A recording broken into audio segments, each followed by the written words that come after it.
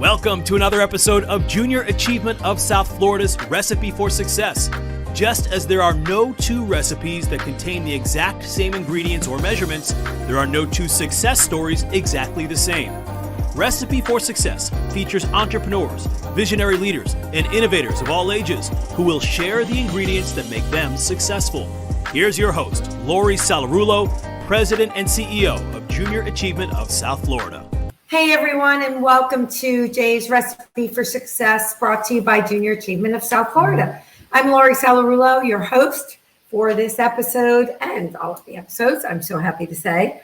And as you know, if you've watched our show, this is about bringing leaders and entrepreneurs onto our set, usually at J World Huizenga Center kitchen, but we're in my kitchen these days, bringing them on to share their ingredients to success. And right now, talking a little bit about how businesses are coping and getting through during the COVID situation.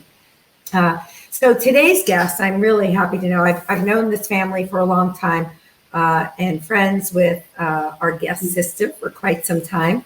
Miss Anita Byer is the president of Setnor Byer Insurance and Risk, and they have been in business for over 30 years, providing property, casualty, and group benefit products and services to businesses and families. And so with that, I want to bring Anita. There she is. Welcome. Thank you. And by the way, this is my kitchen. I don't need an oven. I don't need a stove. And this new cooking fat is just total garbage. This is my kitchen. So you're a big fan, I guess, of DoorDash and Uber and those things? Oh, goodness gracious. Yes, I am. I hear you.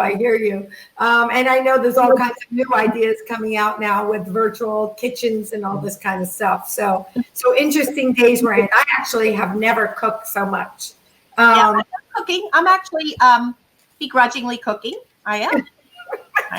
Otherwise, my husband, we've been married a lot of years. It's I'm not used to 50-50, but I'm trying. I'm trying to be a 50-50 person right now. I'm not going to ask what you're really used to, but you know. 25. I get it. So I wanted to start a little bit, I know that I just recently saw your article in South Florida Business Journal on the effects, right, on the health insurance or just in the insurance business in general. And I thought it was a really good, succinct, just really some good bullet points that you put in there. Can you share a couple of highlights from there? I know you talked about health insurance and you talked about commercial general liability. Can you touch on how you think those things will be affected because of COVID? All right. So it's some of it's a guess. Some of it comes from our benchmarking published reports our industry produces. But health insurance, I'm going to anticipate increases. Why? We've got a lot of expenses associated with COVID. It had leveled off the health insurance in the large group market, self-insurance markets, but I think we're going to see increases. People are going to have to play with their deductibles and their copays to resolve that. As far as workers' compensation, that could be impacted by COVID for occupational injury. And I think that there's a differentiation here between an OC injury and just getting sick. In order for something like COVID to become a workers' comp issue, it's got to be a condition largely associated with the characteristics of the workplace. For instance, a hospital might very well have a legitimate COVID claim on the occupational injury portion of the workers' comp. Maybe a preschool would have that. But otherwise, most workforces, the COVID is not a characteristic exclusively to that workforce. It's pervasive throughout the world. So Correct. We'll have some impacts on the workers' comp and maybe only in certain classes of business. So largely the workers' comp system could stay relatively stable. General liability, which is when the public can sue you, I think we're going to be okay for pretty flat. There might be a lot of TV ads right now, a lot of proposed litigation and liabilities, but I think that will die down. And so I don't see a big issue in the liability. I do see on the property side, which is people calling us every day saying, I have business interruption for this. Mm-hmm. That policy you sold me 10 years ago. I don't want to give away my age, right? That policy you sold 10 years ago where you promised me that anything that happened to our firm where our income was reduced, paid for. And I usually go, I just don't think I said that. So it's really not covered largely. Well, lawyers will say otherwise, but at the very end, you're going to see these claims not covered. Business interruption, lost revenue is associated with a covered peril and property damage, physical damage to property. So the covered peril would be virus. Most policies have a virus exclusion, which were written into contracts years ago because of SARS. Even though there were other exclusions that should have prevented it, the insurance companies, every time a lawyer gets a hold of litigation, they're going, okay, let's change our language. Let's reduce it.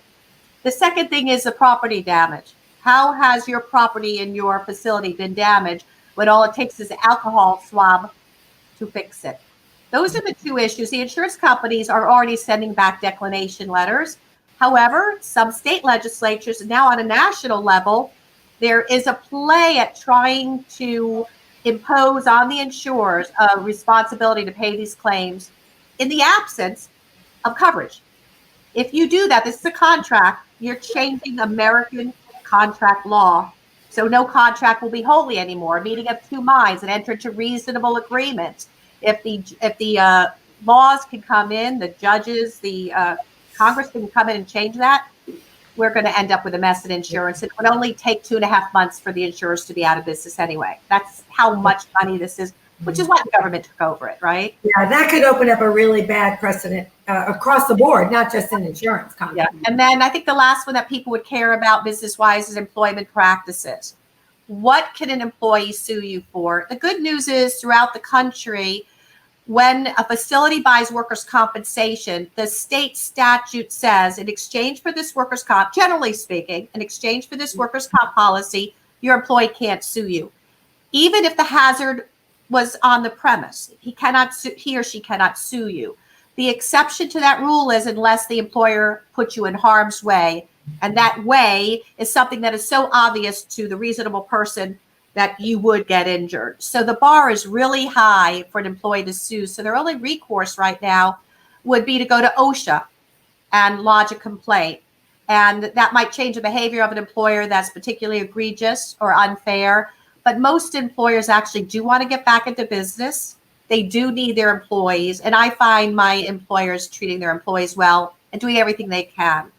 So again, there might be litigation on that policy. And the carriers might roll over and play dead because it's a deep pockets and, $20,000 is cheaper than litigation. But that's the policy I expect to be at most. The business interruption will be at play with a lot of declinations. But the employment practices will have to have a discovery and a response. So that particular policy, along with directors and officers liability, will have a lot of action. So we do expect some rate increases on those. Yeah, so that's interesting. So as we consider as CEOs or owners of our companies, how we bring our employees back, should we be looking at those policies? What should we be doing to safeguard from those kinds of suits, right? I would just say the CDC regulations are going to be a very, very strong, and any of your municipal regulations as well as your state. Just look at those. It's not hard. It's 6 feet. It's washing hands. It's sanitizers.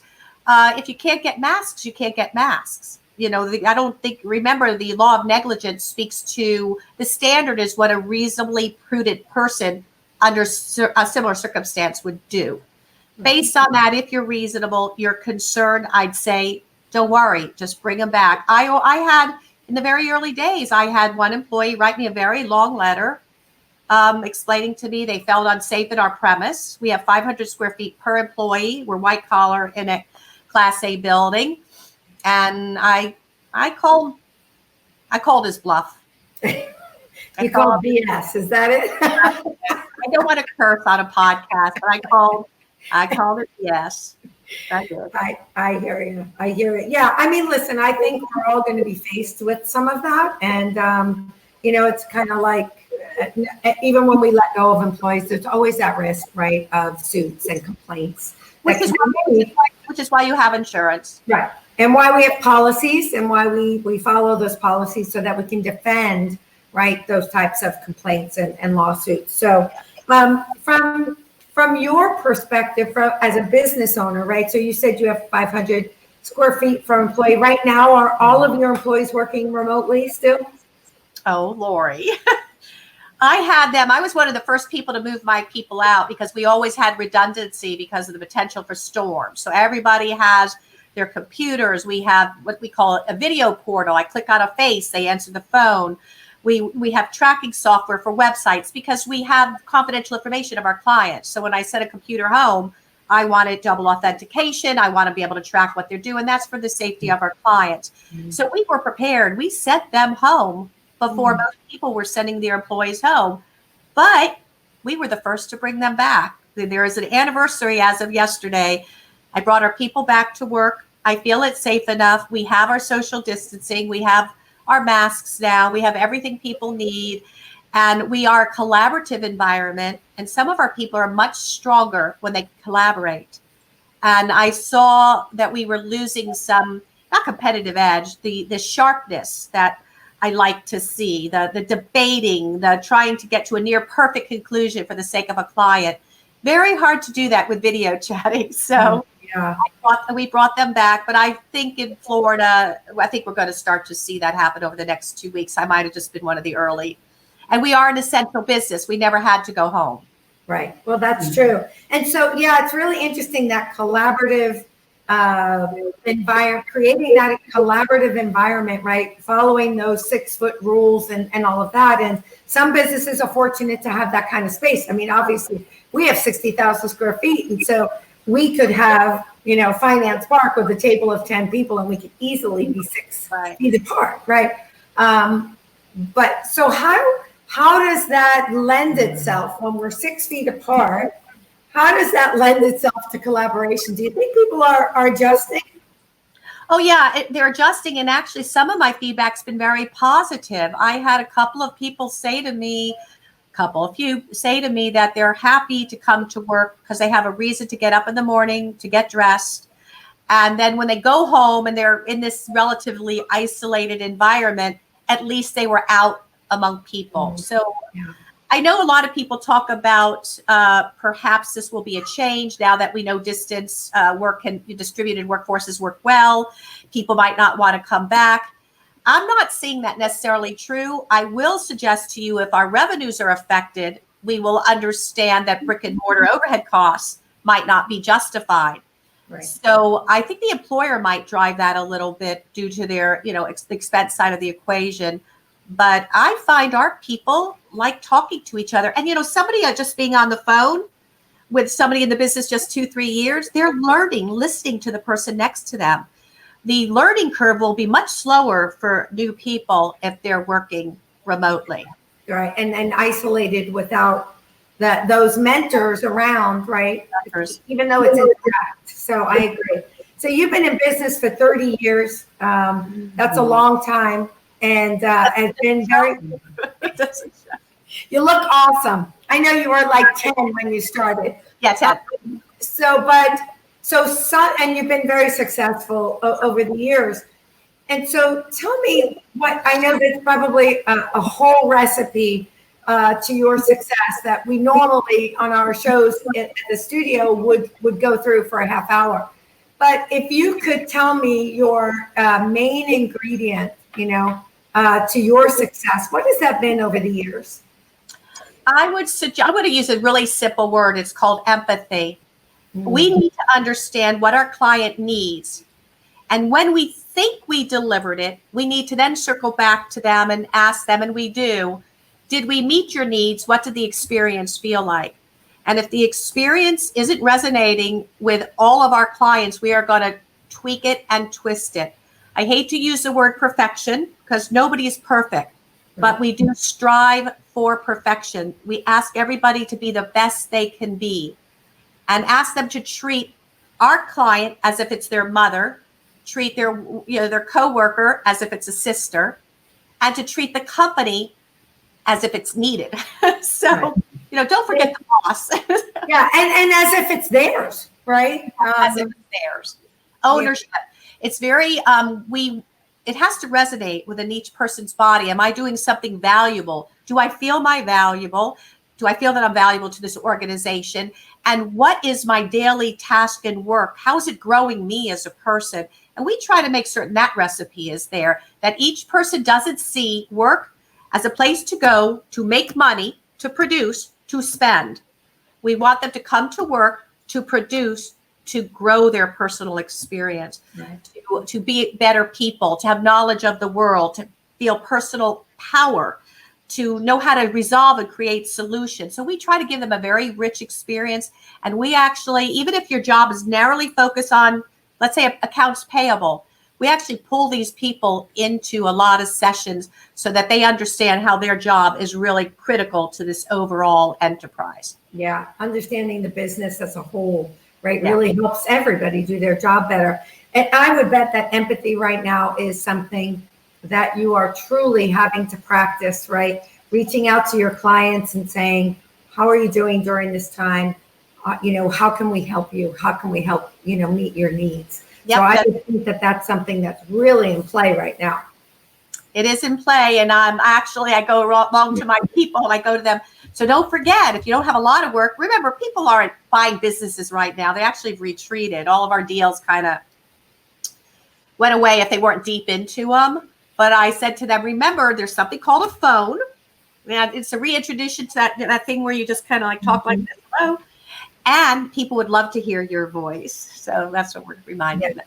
Yeah, we get into, well, now I think now they're saying that all this Zoom stuff is the new, texting was the new email. Well, now Zoom is the new texting. So, the good news about that is that I can hear your voice and I can see your face. But I think you're right. I think we resort to email still and text as opposed to voice calling. So I agree. This has been so helpful. I mean, Anita, you've been our insurance company for many years over at Junior Achievement, always supportive, you and your team. And so, of course, I would highly recommend the company for others watching. I know we have a call actually later on to talk just to kind of catch up and see what we can do or if there's anything else we need to do. And one of my questions is about re-entering, right, back into the facility. And so thank you so much for shedding some light on the status and what you think is going to be happening out there in the insurance world. I know that you are a very open person. I think if anybody on our viewing our show would like to reach out to you, that you would be more than happy to speak with them. And I would encourage them to do that. And then thank you for sharing your ingredient. I think empathy is something, like I said, that is so important right now. And in every business, right, having that for our clients and for each other is critical. So I just want to say thank you. Well, thank you. And I want to let you know, since I know you're empathetic and you're in your kitchen, I like brownies. I happen to love baking. I don't love cooking. Cooking is an obligation, but I do love baking. And I actually used to be the cheesecake queen of the family. And so I think I have over 300 cheesecake recipes, but I know I have a brownie recipe. And so I'm going to pull that out just for you. So anyway, but thank you for being with us. And to those who are watching, thank you so much for being a part of Jay's Recipe for Success today. And I hope that you'll check out future episodes. Take care, everyone. Take care of yourselves, your teams, your families, and be well. Thanks, Anita. You're welcome.